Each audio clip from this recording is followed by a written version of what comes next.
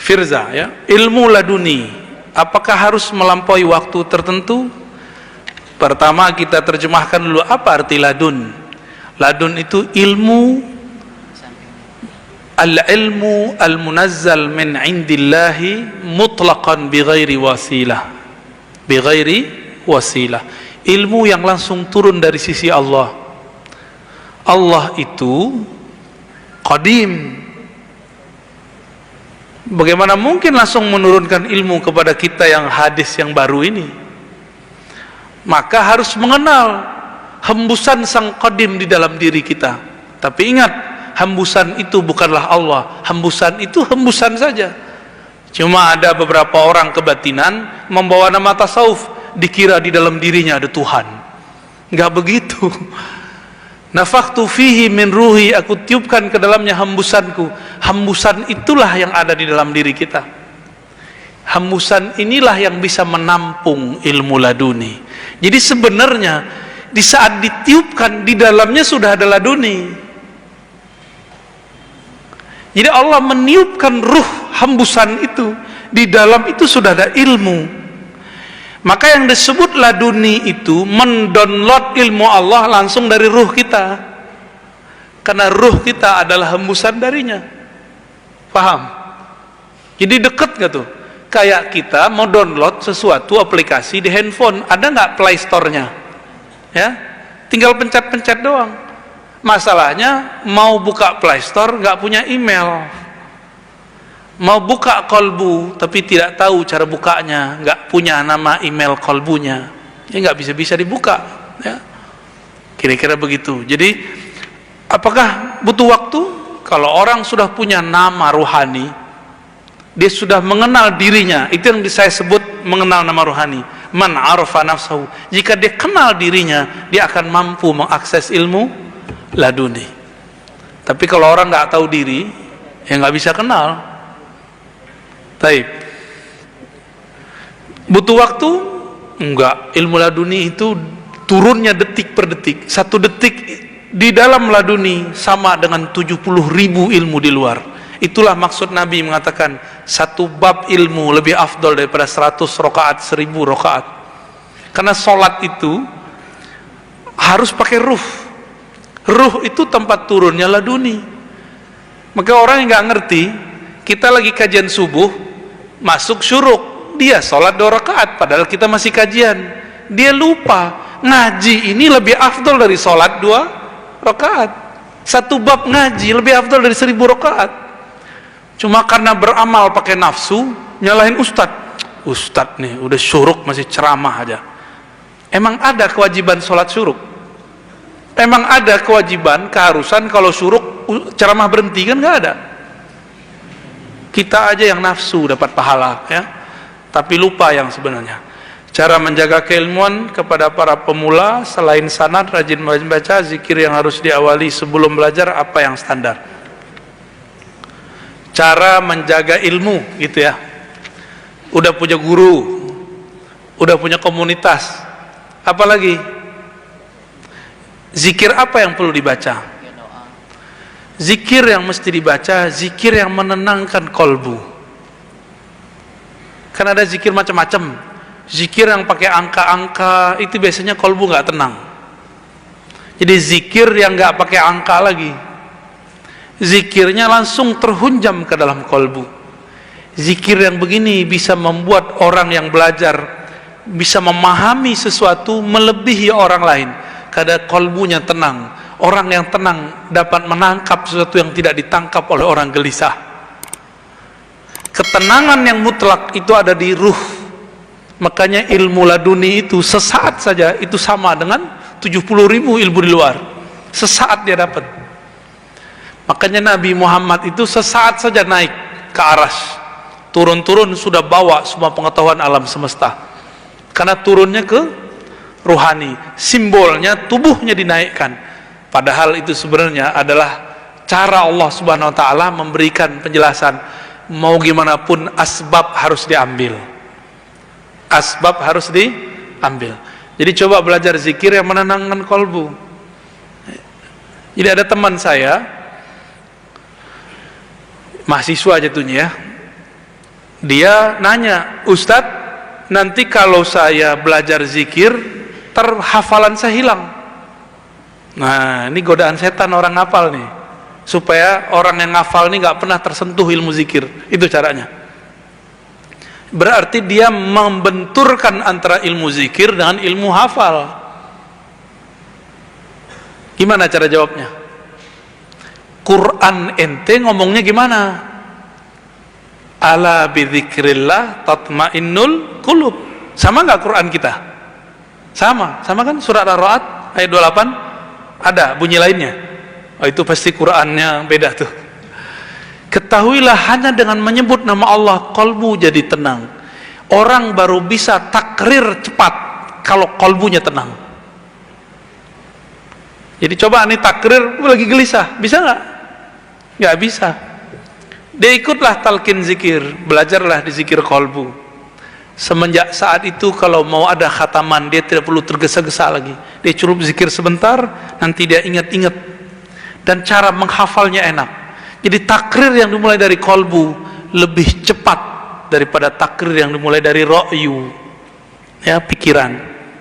Capek kalau pakai ro'yu, biasa jadi ancaman. Ini bisa stroke, ini bisa lupa, ini bisa bercabang, ya. Apalagi antum nih ya, yang galau-galau ini, itu bentar-bentar udah hilang tuh. Jadi sebenarnya bukanlah maksiat yang bikin hafalan hilang, tapi pikiran bercabang. Maksiat itu salah satu yang bikin bercabang, gitu, ya. Bukan sekedar maksiatnya, tapi efek maksiat di pikiran itu. Maka Imam Syafi'i hilang hafalannya cuma dengan melihat aurat lawan jenis. Karena waktu itu susah ngelihat aurat. Sekarang kita baru keluar, nggak perlu kita lihat lirik-lirik, dianterin itu ya. Mau gimana lagi? Ya, baru hafal kulhu langsung hilang. Nggak juga, nggak hilang-hilang kan kulhunya dari dulu, nggak hilang-hilang. Karena antum nggak pernah pecah fokusnya waktu baca kulhu, PD-nya bukan main ya. Kulhu Allah. Ya, jadi zikirlah zikir kolbu yang menenangkan hati, maka ilmu yang kita serap akan tersimpan dengan baik. Wallahu a'lam bishawab. Masih ada waktu. Assalamualaikum warahmatullahi Sambil berdiri wabarakatuh. Bapak, sambil berdiri. Ya. Wah, ini pertemuan yang pagi kedua. tadi udah nanya nih. Borong lagi nih. Ya. Begini, Ananda Ar-Razi. Saya sering dengar bahwa Islam itu terpecah menjadi 73 firqah. Bukan Islam, Pak, umat. Islam satu. Satu. Inna dina indallahil Islam. Islam satu, nggak pernah terpecah. Umat terpecah 73. Gitu baru benar. Satu yang benar. Sampai hari ini saya berpikir sendiri, mana yang benar nih? Semua ngaku benar. Walaupun ada hadis taraktum fikum amraini ma antadilu bihi ma abadan. Kitab Allah wa sunnati. Tapi rasanya belum puas Pak Ustadz. Akhirnya saya membuat kesimpulan sendiri, pendapat sendiri, bahwa yang benar itu awaludin marifatullah.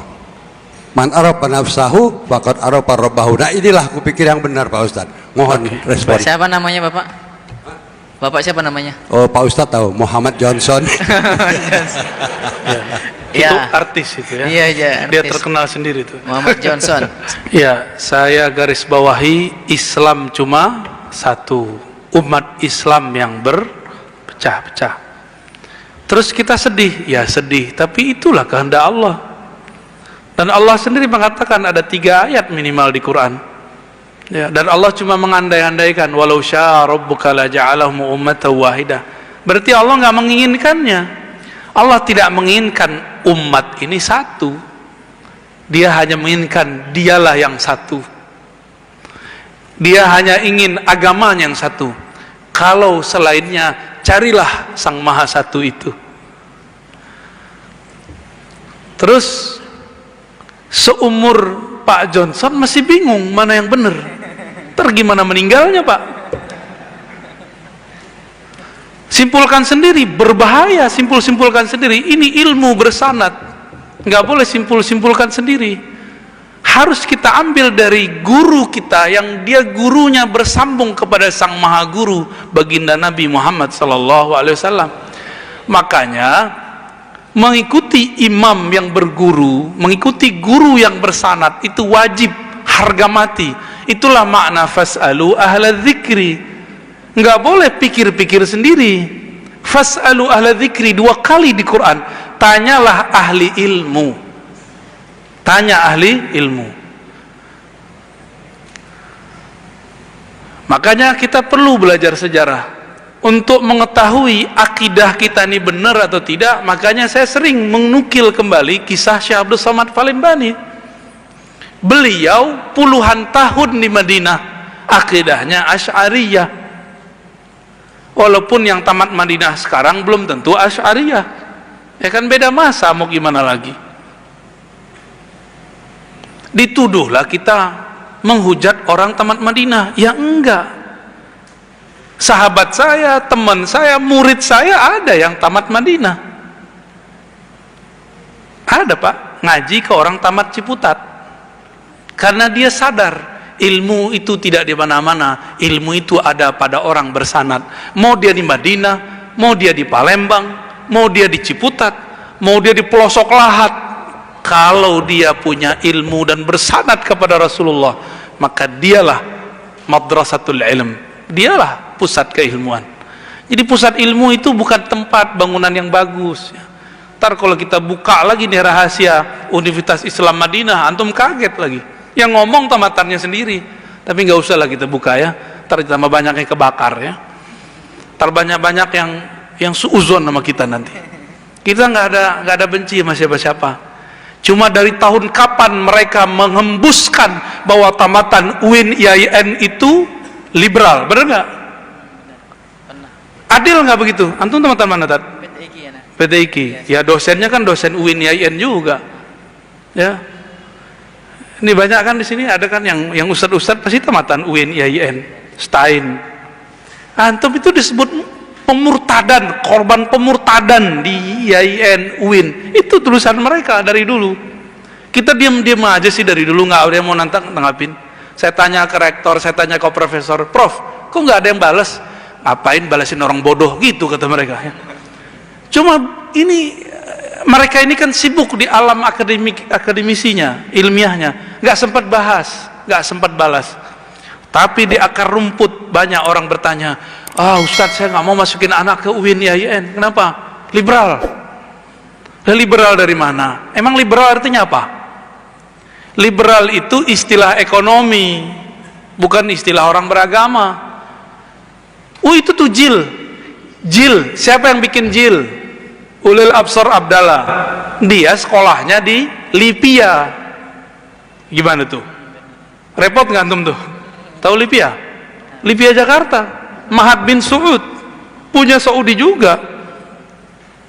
Sekarang beliau sudah ganti haluan. Suka tasawuf dia ya. Itu ya. Jadi jangan dipikir-pikir sendiri Pak. Kita carilah orang bersanad. Dulu siapa imam kita almarhum sini dulu? Kiai Nawawi ya. Ya kan nyambung nanti ke Kezen. Kezen kepada siapa ayahanda beliau? Muhammad Azhari apa Jauhari? Azhari. Terus ke atas kan nyambung semua. Nyambungnya dan porosnya semua ke ulama Madinah, ulama Mekah Madinah. Begitu aja putar-putar. Nanti ke Mesir Zakaria Al-Ansari, balik lagi. Begitu aja muter sampai kepada imam-imam kita itu. Jadi gini, Pak Johnson. Kalau Pak Johnson ini ngaku keturunan kerajaan Kesultanan Palembang, pembuktiannya gimana? Nasab. Sama. Kalau saya ngaku Ahlussunnah, saya tunjukkan nih nasab saya, ini sanad saya.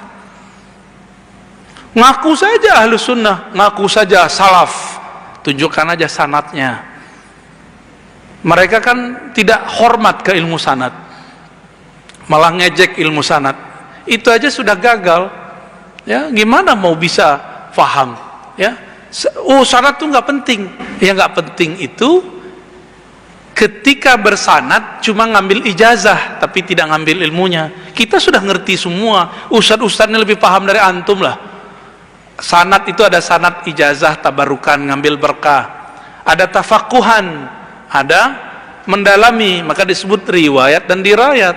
Ngerti semua kok mereka ini.